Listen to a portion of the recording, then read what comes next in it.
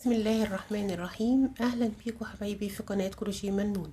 النهاردة ان شاء الله هنعمل مع بعض المربع الجميل ده مربع الموس ستيتش او الجرانيت ستيتش او اللينن ستيتش. انتوا عارفين ان الغرزة دي هي ليها 3 اسماء: جرانيت ولينن وموس. هو نفس الاسم لنفس الغرزة. بالعربي هيبقى اسمها الجرانيت او غرزة النسيج او غرزة الكتان او غرزة الطحلب.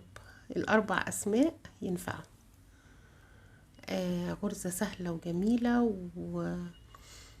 والمربع يعني احنا خدنا الغرزة قبل كده، كانت موجودة فيديو على القناة. احنا النهاردة هنعمل المربع بتاع الغرزة دي، وان شاء الله هي ليها اكتر من حاجة. يعني ليها المستطيل ان شاء الله هنعمله برضو فيديو على القناة، وليها الكورنر تو كورنر هنعمله برضو مع بعض، وليها المثلث. هي ليها اشكال كتيرة جدا، هي غرزة غنية وبنعمل منها مشاريع كتيرة جدا. اتمنى ان الفيديو يكون سهل وبسيط. هي فكرته بسيطة، والباترون ان شاء الله نشرحه بكل سهولة. وان شاء الله تنفذوا منه مشاريع كتيرة. هي كانت اخت فاضلة طلبته مني على القناة. ان شاء الله يا رب تستفيد منه وكلكم تستفيدوا ان شاء الله. ولو انتي لسه جديدة في القناة، يا ريت ما تنسيش تعملي اشتراك في القناة، تنزلي على الزر الاحمر تعملي سبسكرايب وتفعلي زر الجرس عشان يوصلك كل اشعاراتنا ان شاء الله. واصدقائنا اللي موجودين معانا على القناة ما تنسوش تعملوا لايك وشير علشان الفيديو يوصل لكل الناس ويرتفع، والقناة تزيد بيكم ان شاء الله والفايدة تعم. ويلا بينا نشوف هنشتغل ازاي. انا هشتغل بإبرة 3 مليمتر، وهشتغل بخيط هيمالايا السمك بتاعه متوسط السمك علشان تبان، لكن هي ينفع نشتغل بأي سمك خيط. يعني الغرزة دي غرزة مرنة، اقدر اشتغلها بأي سمك خيط. بعمل الخيط كده وبعدين ارجع اعمله كروس. بدخل من تحت الخيط الاولاني، طبعا الخيط من الناحية دي عامل كروس ومن الناحية دي متوازي. بدخل من تحت الخيط الاولاني وبسحب الخيط التاني وبلف، وبعدين ابدأ اعمل الشغل بتاعي. اول حاجة باخد سلسلة، الدايرة بتبقى واسعة فهضيقها شوية علشان تبقى مناسبة للشغل بتاعنا، وهي دي الدايرة السحرية. نقدر نعملها بطريقة تانية، نقدر نعملها بطريقة تانية بسيطة جدا. الطريقة اللي احنا بنعمل بيها عقدة البداية، اللي هي دايرة بالشكل ده والخيط من تحت وبسحب الخيط بتاعي كده. عملنا دايرة سحرية، كونا دايرة سحرية. الطريقة اللي تريحك الاتنين صح، الطريقة اللي تريحك الاتنين صح.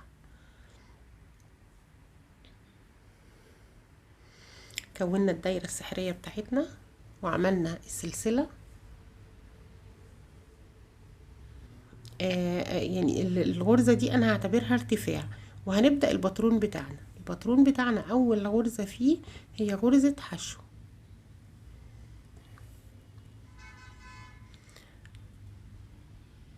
وبعدين هعمل سلسلتين، وبعدين هرجع تاني اعمل غرزة حشو، وبعدين سلسلتين. انا المفروض ان انا بعمل مربع، فانا هكون 4 زوايا. دي اول زاوية، سلسلتين دي تاني زاوية، وبعدين هعمل غرزة حشو، وبعدين سلسلتين، وبعدين غرزة حشو. كده انا عملت 1 2 3 3 زوايا، باقي سلسلتين، وهقفل الدايرة بتاعتي على دي. هقفل بغرزة منزلقة،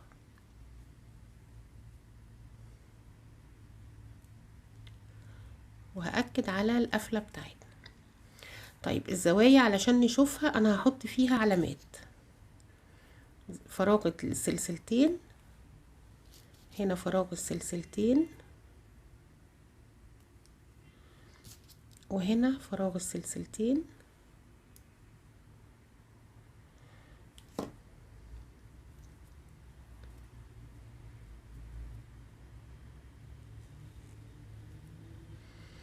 والفراغ الاخير فراغ السلسلتين. يبقى زي ما احنا شايفين احنا كونا 4 زوايا، احنا كونا 4 زوايا زي ما انتوا شايفين. هنبدأ نكمل السطر التاني. 1 2 سلسلة هعتبرها غرزة حشو. السلسلة التانية دي الضلع بتاعي، وهبدأ اتنقل على الزاوية التانية. هعمل في الزاوية ايه؟ هعمل في الزاوية غرزة حشو، سلسلتين، غرزة حشو. يبقى كل زاوية عندي عبارة عن سلسلتين حشو، سلسلتين حشو. هنقل الماركر بتاعي، هعمل الضلع، جيت للضلع الناحية دي، هعمل الضلع، هاخد سلسلة واتنقل للزاوية التانية. الزاوية التانية هعمل حشو، سلسلتين، في نفس المكان هنزل اعمل حشو.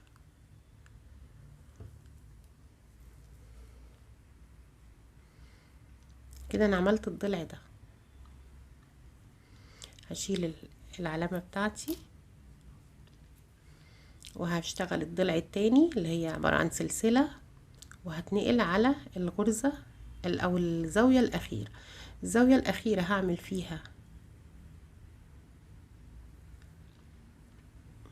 فيها غرزة حشو، سلسلتين، غرزة حشو في نفس المكان. يبقى احنا هنتفق على ان الزاوية بتاعتنا كل مرة هي عبارة عن حشو، سلسلتين، حشو. والضلع في السطر التاني هيبقى هو سلسلة بس، واتنقل على الضلع الزاوية الأخيرة. الزاوية الأخيرة لو تفتكروا احنا كنا عملنا ارتفاع سلسلتين، سلسلة هي الضلع وسلسلة هي الحشو. اشوف انا عملت فيها ايه. انا كنت بادئة بغرزة حشو، يبقى انا بقيلي فيها حشو، سلسلتين، هعمل واحدة والتانية هعملها غرزة حشو، وهي دي اللي بتدي الشكل يعني شكل كويس عشان اطلع في نص الزاوية، في نص المكان. هدخل في نفس المكان اعمل غرزة حشو، وبعدين سلسلة، وهكمل على الضلع هعمل غرزة حشو. هعمل غرزة الحشو فين؟ في فراغ السلسلة اللي انا كنت مؤسساه السطر اللي قبليه. وبعدين سلسلة، وهروح على الزاوية اعمل دي اول زاوية كاملة انا اعملها. هنا كنت عاملة نص الزاوية بس. هعمل سلسلة، سلسلتين، غرزة حشو. يبقى الزاوية بتاعتنا زي ما احنا متعودين هي نفس الكلام، حشو، سلسلتين، حشو. هنكمل. هاجي على فراغ، هعمل سلسلة، هاجي على الفراغ بتاع السلاسل اللي هنا، بتاع السلسلة اللي هنا ده، هعمل فيه غرزة حشو.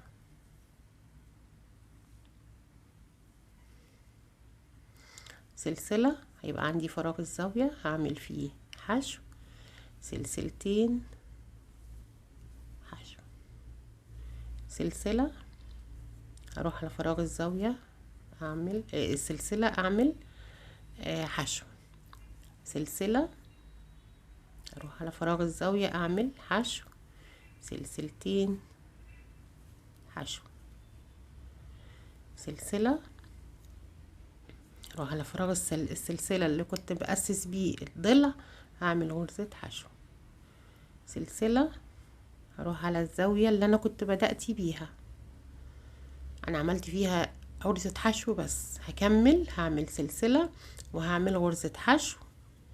بقية الزاوية عبارة عن 2 سلسلة، لا انا هعمل سلسلة واحدة وغرزة حشو في غرزة الحشو الاولانية علشان اطلع في نص الدايرة هنا كده.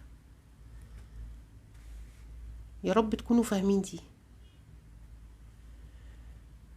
يعني لان دي هي اللي هتخلي الشكل كويس. يعني انا جربت اكتر من طريقة للقفلة ما بتظبطش وبتبقى باينة. الطريقة دي هي اللي بتخلي القفلة مش باينة. هنرتفع هدخل في يعني انا هرتفع بس بالسلسلة، يعني هخليها واسعة شوية، وهدخل جوه الفراغ علشان اعمل غرزة الحشو بتاعتي، ودي بداية السطر الجديد.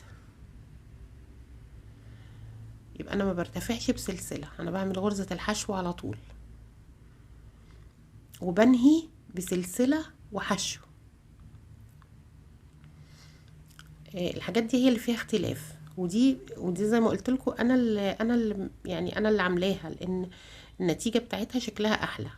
هعمل غرزة حشو، عملنا سلسلة وغرزة حشو، هرجع تاني سلسلة، وفي الفراغ هنا هعمل غرزة حشو، سلسلة، واروح على الزاوية اعمل غرزة حشو، سلسلتين، غرزة حشو. انا كده بكرر تاني، بكرر ان الزاوية حشو، سلسلتين حشو على الضلع.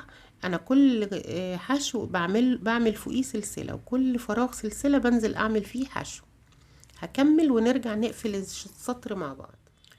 وصلت لاخر زاوية زي ما احنا متفقين. احنا اخر زاوية كنا عملنا فيها، بدأنا فيها بغرزة حشو. طيب واخر غرزة قبليها على السطر كانت غرزة حشو. باقي هعمل سلسلة، وهنزل في فراغ الزاوية اعمل غرزة حشو. كده الزاوية عندي فيها غرزتين حشو، باقي لها سلسلتين. سلسلتين دول انا هعملهم سلسلة واحدة وغرزة حشو تاني. غرزة الحشو هعملها غرزة حشو بالعرض، علشان مكان السلسلة، علشان اطلع جوه الفراغ، عشان ابقى في الفراغ. هدخل جوه الفراغ واطلع علشان اعمل الغرزة الحشو الجديدة. متخيلين؟ وهنكرر نفس الكلام كل مرة. زي ما انتوا شايفين الغرزة جميلة، الوحدة جميلة. هكمل كام سطر ونشوف تغيير اللون. يعني احنا ممكن نعمل السطر ده ونغير اللون السطر اللي بعديه. وصلنا لنهاية الزاوية، هنشوف هنغير اللون ازاي. انا عملت الحشو والسلسلة، باقيلي الزاوية انا كنت عاملة نصها، هدخل فيها اعمل حشو، وبعد الحشو ده المفروض هعمل 2 سلسلة. انا هعمل سلسلة واحدة، وبعدين هدخل اعمل غرزة حشو. هدخل في غرزة الحشو الاولانية عشان اعمل غرزة حشو. هطلع باللفتين مش هسحبهم، هجيب الخيط بتاعي التاني واسحب واشد الخيط بتاعي، اكد عليه بس، وهبدأ اعمل غرزة الحشو الاولانية بتاعتي. احنا غرزة الحشو الاولانية بنعملها جوه الفراغ. يبقى هنزل تاني بالابرة بتاعتي واسحب واطلع كده، معايا لفتين على الابرة، هطلع من اللفتين مع بعض.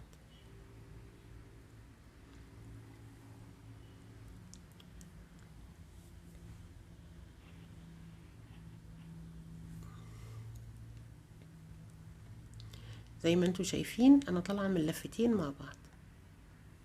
وبعدين كده انا عملت غرزة الحشو، هعمل سلسلة، وهدخل بقى في كل فراغ سلسلة. هنا هعمل غرزة حشو،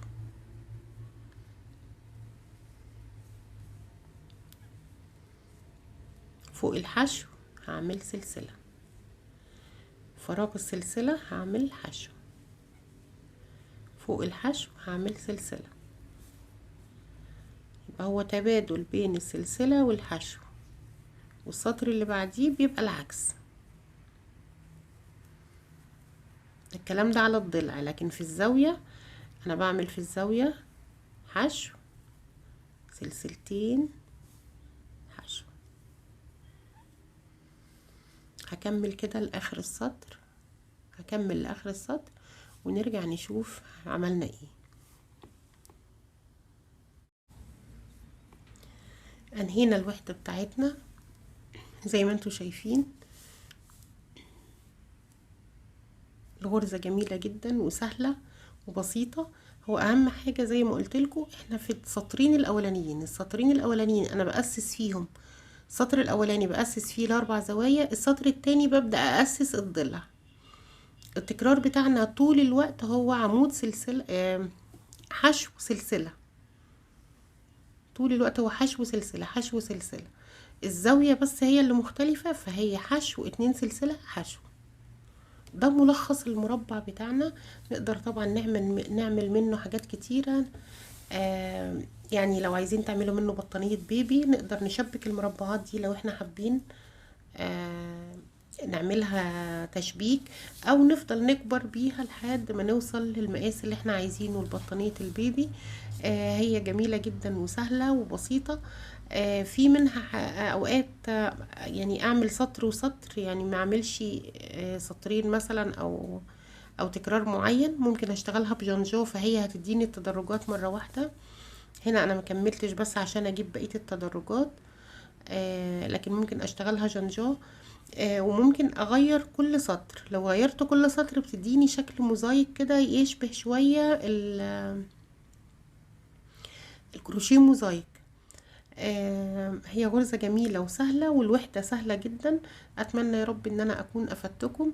ولو انتي لسه ما اشتركتيش في القناة يا ريت ما تنسيش تعملي لايك وشير وسبسكرايب للقناة، وتكتبي لنا كومنت، بنحب نسمع رأيكم. لو في اي حد له اي طلب او استفسار انا تحت امركم. ومع السلامة في فيديوهات تانية كتير ان شاء الله.